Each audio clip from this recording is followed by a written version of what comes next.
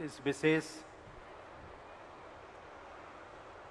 जनसभा में प्रमुख रूप से उपस्थित भारत के प्रधानमंत्री श्री नरेंद्र मोदी जी, उत्तर प्रदेश की राज्यपाल श्रीमती आनंदीबेन पटेल जी, मुख्यमंत्री श्री योगी आदित्यनाथ जी, केंद्र सरकार में सूक्ष्म, लघु और मध्यम उद्यम राज्य मंत्री श्री भानु प्रताप सिंह वर्मा जी, उत्तर प्रदेश सरकार में सूक्ष्म, लघु और मध्यम उद्यम मंत्री श्री राकेश सचान जी, विज्ञान और प्रौद्योगिकी राज्य मंत्री श्री अजीत सिंह पाल जी, महिला कल्याण एवं बाल विकास राज्य मंत्री श्रीमती प्रतिभा शुक्ला जी, सांसदगण डॉक्टर रामशंकर कठेरिया जी, श्री देवेंद्र सिंह भोले जी तथा श्री सुब्रत पाठक जी, जिला परिषद की अध्यक्षा श्रीमती नीरज रानी जी, अन्य जनप्रतिनिधिगण, देवियों और सज्जनों,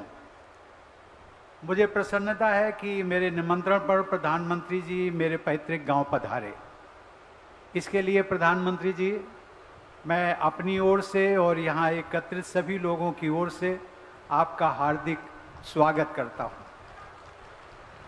प्रधानमंत्री जी हमारे इस छोटे से गांव में जनता जनार्दन से मिलने के लिए यहाँ आए हैं, ये आपकी सहृदयता भी है और उदारता भी।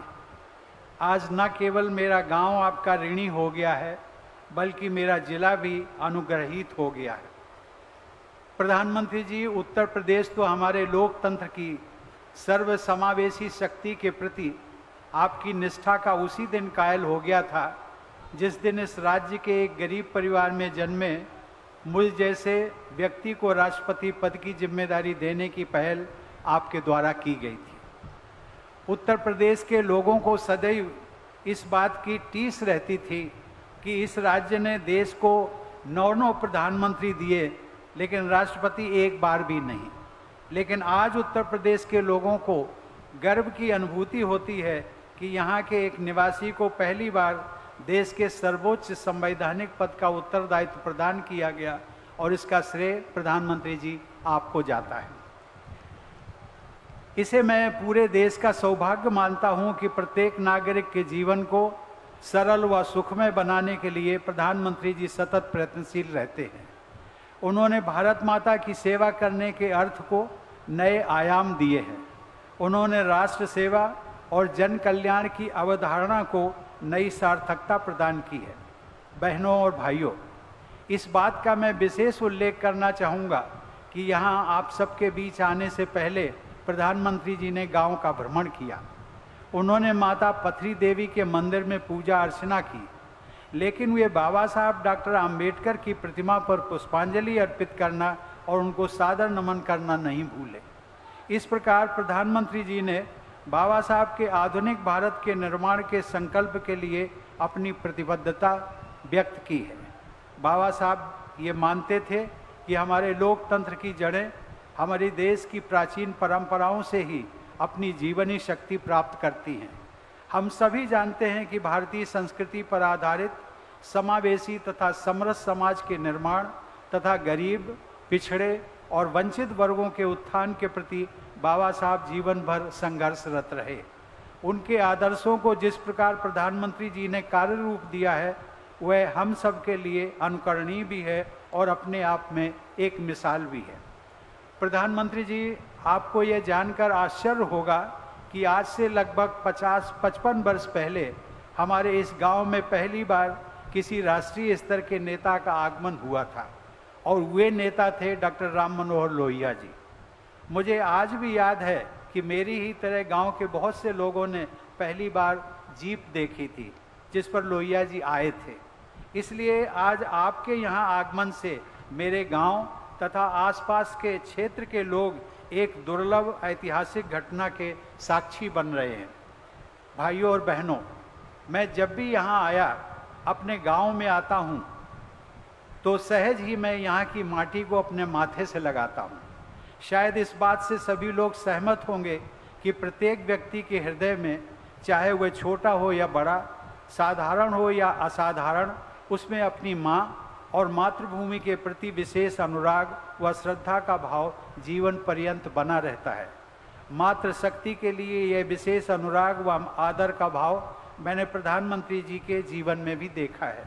मैं मानता हूँ कि आज मैं जो कुछ भी हूँ, जहाँ पर भी हूँ, वो शुभ चिंतकों की शुभेच्छाओं के साथ साथ अपनी मातृभूमि के आशीर्वाद के बल पर ही संभव हो सका है। मैं तो ये भी मानता हूँ कि मेरे इस गांव की मिट्टी की वो ताकत है और आप सबका प्रधानमंत्री जी के लिए अपार स्नेह है, जिसने प्रधानमंत्री जी को भी इस छोटे से गांव में बुला लिया। बहनों और भाइयों, मुझे बताया गया है कि इस गांव के और आसपास के क्षेत्र के निवासियों के हित में स्थानीय प्रशासन द्वारा अनेक जन सुविधाओं तथा कल्याणकारी कार्यों को संपन्न किया गया है। ऐसे जनहितैषी कार्यों के लिए मैं राज्य सरकार तथा स्थानीय प्रशासन की सराहना करता हूं। आज के इस कार्यक्रम को सफलतापूर्वक संपन्न करने में राज्य सरकार व स्थानीय प्रशासन के जिन लोगों ने निष्ठा के साथ प्रयास व परिश्रम किया है, उन सब के लिए भी मैं विशेष प्रशंसा व्यक्त करता हूं। अंत में प्रधानमंत्री जी की दृढ़ इच्छा शक्ति का मैं जरूर उल्लेख करना चाहता हूं। अभी हाल ही में अपनी जापान यात्रा के दौरान वहां बसे भारतीय समुदाय के लोगों को संबोधित करते हुए प्रधानमंत्री जी ने कहा था कि उन्हें मक्खन पर नहीं बल्कि पत्थर पर लकीर खींचना अच्छा लगता है। प्रधानमंत्री जी के चरित्र की यही दृढ़ता आज भारत की शक्ति को विश्व पटल पर नए रूप में स्थापित कर रही है। उन्होंने अपने असाधारण पुरुषार्थ और परिश्रम के बल पर राष्ट्र की अस्मिता और गरिमा को भव्यता प्रदान की है।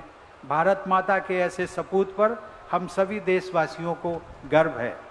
प्रधानमंत्री जी, आप मेरे पैतृक गांव में पधारे, इसके लिए मैं एक बार फिर आपको हृदय से धन्यवाद देता हूं। आप सभी लोग इतने उत्साह के साथ इतनी बड़ी संख्या में प्रधानमंत्री जी को सुनने के लिए यहाँ आए, इसके लिए आप सबको भी बहुत बहुत धन्यवाद। जय हिंद।